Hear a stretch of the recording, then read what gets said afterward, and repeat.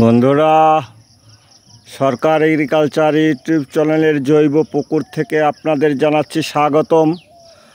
আপনারা দেখুন যে গত 3 দিন ধরে আমার এই জৈব পুকুরে অসংখ্য মাছ, এই যে জলের মধ্যে সাদা সাদা বড় বড় মাছগুলো ভেসে আছে। আপনারা দেখুন, এই 3 দিন থেকে আমি ভেসে থাকা মাছগুলোকে জলের থেকে তুলে ফেলছি। প্রচণ্ড দুর্গন্ধ ছড়াচ্ছে, জল দূষিত হয়ে যাচ্ছে। আরও কী কারণে আমার এই মাছগুলো এইভাবে প্রায় 2 কুইন্টাল মাছ এই 3 দিনে মারা গেছে। তো সারা পুকুর জুড়ে সাদা সাদা শাপলা ফুলের মতো ভেসে আছে অগণিত মাছ। তাই আপনাদের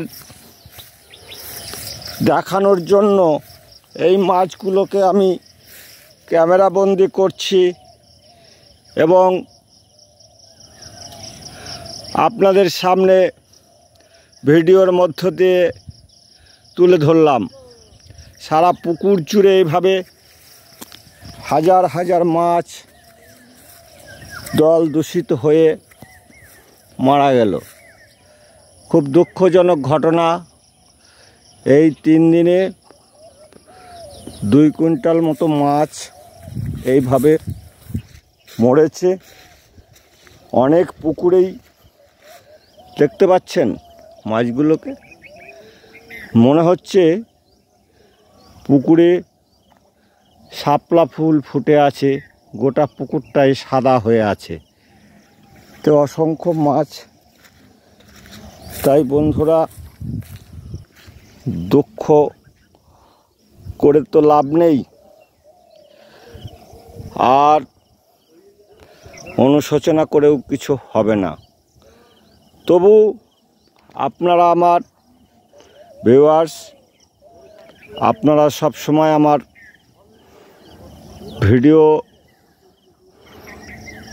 পছন্দ করেন এবং বিভিন্ন সময় কমেন্ট করে বলেন ফল ফুল সবজি এবং মাছের ভিডিও মাঝে মাঝে প্রকাশ করার জন্য।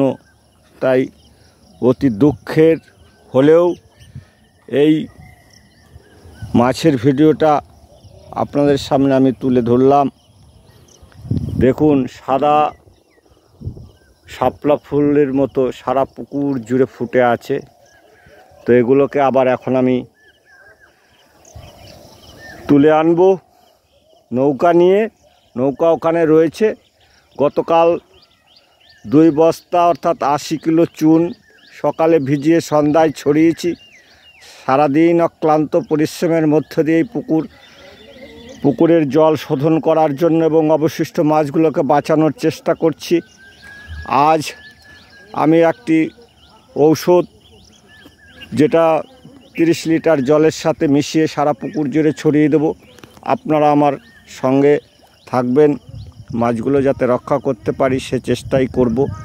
দুঃখ অনুশোচনার সময় এখন নয়। তাই নমস্কার জানিয়ে সবাইকে সবার সুস্থ এবং শুভকামনা জানিয়ে শেষ করছি। বিদায় নিচ্ছি বন্ধু। ভালো থাকবেন, সুস্থ থাকবেন।